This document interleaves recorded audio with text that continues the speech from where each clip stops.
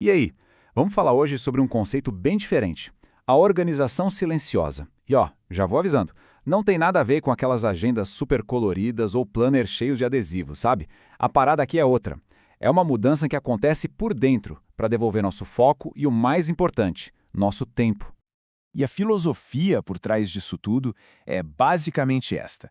A verdadeira transformação a gente não mostra, a gente sente. A ideia é buscar clareza pessoal e não se preocupar com aparências. É sobre organizar a mente antes de organizar a agenda. Mas tá, o que é essa tal de organização silenciosa, afinal? Pensa nela como um jeito de parar de viver naquela correria, sabe? Sempre apagando incêndio no dia a dia. É um sistema para a gente conseguir resgatar a clareza e o foco num mundo que vive cobrando uma produtividade que muitas vezes nem faz sentido. Isso mesmo. A organização silenciosa bate de frente com essa pressão de performar produtividade. Sabe aquela coisa de estar sempre ocupado para mostrar serviço? Então, a ideia aqui é o oposto. O objetivo não é parecer ocupado, é ser intencional. A mudança começa de dentro para fora, organizando primeiro os pensamentos, para só depois isso se refletir nas nossas ações. E é por isso que a gente começa por aqui, pela base interna. A organização de verdade, aquela que funciona, nasce da clareza mental. Não tem a ver com ferramenta, aplicativo, nada disso. O primeiro hábito que a gente vai ver é o planejamento de 3 sentenças. É super simples. Todo dia, a gente responde a essas 3 perguntinhas-chave. Elas funcionam como uma bússola, sabe? Para garantir que nossas ações estejam alinhadas com a nossa intenção do dia. E o mais legal é que esse microplano organiza a mente antes da gente sequer olhar para a agenda. É um hábito pequeno, mas que dá todo um contexto e propósito para o nosso dia. É o que nos coloca no controle desde o início. Beleza, agora vamos para um hábito que é, nossa, poderoso. É a revisão semanal de 15 minutos. É jogo rápido, sem enrolação. A primeira pergunta que a gente se faz é essa: o que deu certo essa semana? O que realmente funcionou? Logo depois, a gente olha para o outro lado da moeda. O que não funcionou? Onde é que a energia foi embora à toa? O que foi que a gente ficou empurrando com a barriga? E para fechar, vem a pergunta mais importante de todas, aquela que impede que a gente acumule um monte de tarefa inútil. O que precisa ser eliminado? Pensa só, 15 minutinhos fazendo isso podem economizar horas e horas de frustração na semana seguinte. E para aquele momento antes de começar a trabalhar, tem um ritual de transição de 5 minutos que faz toda a diferença. São passos bem simples, mas que mandam um sinal para o nosso corpo e para a nossa mente de que, agora é a hora de focar. Isso tira a gente do caos mental e nos coloca no comando, em vez de só ficar reagindo a estímulos. Ok, com a mente mais clara, o próximo passo é simplificar as nossas ações. Agora o foco em hábitos que ajudam a gente a decidir melhor e a priorizar o que de fato importa. E a chave para essa simplificação toda tá nesse número aí, 2. É a base da regra dos 2 itens.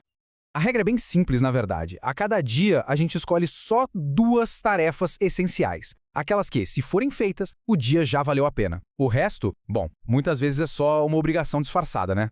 Isso acaba com a tal da procrastinação ativa. Sabe quando a gente resolve arrumar a gaveta de meia só para não ter que fazer aquele relatório importante? Então, é sobre focar no progresso de verdade. Outro hábito que muda o jogo é o de agrupar tarefas por contexto. Pensa bem, cada tipo de tarefa exige um modo mental diferente, né? Responder e-mail é uma coisa, escrever um relatório é outra. Ficar pulando de um para o outro o tempo todo faz nosso cérebro ter que ficar recalculando a rota, e isso gasta um tempo e uma energia absurdos. E na prática, é bem fácil de entender como isso funciona. Precisa responder mensagens? Tira um bloco de tempo e responde tudo de uma vez. Tem que resolver coisa na rua? Junta tudo e faz numa única saída. É uma forma super inteligente de economizar nossa energia mental para aquilo que realmente exige nosso foco. Beleza. Ações simplificadas, ok? Agora a gente vai para o nosso ambiente. A ideia aqui é criar um sistema, tanto físico quanto digital, que dê suporte para uma mente calma e focada. Uma dica de ouro: crie uma zona de saída. Pode ser uma cestinha, uma caixa, uma prateleira, um lugar específico.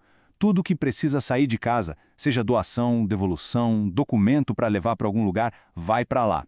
Esse hábito, que parece bobo, elimina um monte daquelas microdecisões que, somadas, roubam uma energia danada da gente. E para ajudar a destralhar as coisas, tem a regra 30 por 30. Funciona assim: Pega tudo aquilo que não foi usado nos últimos 30 dias e coloca numa caixa. Se depois de mais 30 dias essa caixa continuar lá, fechadinha, intocada, bom, talvez seja a hora de desapegar, né? Isso transforma o processo numa decisão racional e não numa coisa impulsiva. Esse mesmo princípio de destralhar vale para o nosso mundo digital. Uma boa ideia é limitar o consumo de informação a umas 3 fontes fixas. Sério, nenhuma organização mental resiste a uma avalanche de informação. É bom lembrar que a gente não precisa saber de tudo, só o necessário para poder agir. Bom, e para a gente ir fechando essa nossa conversa, a mensagem principal é esta. O objetivo aqui não é a perfeição, é ter clareza e controle sobre a própria vida. Então, o verdadeiro propósito da organização silenciosa não é ter uma casa de revista ou uma agenda impecável. É sobre construir uma resiliência mental para a gente conseguir lidar com o que a vida trouxer. É sobre autonomia, não sobre estética.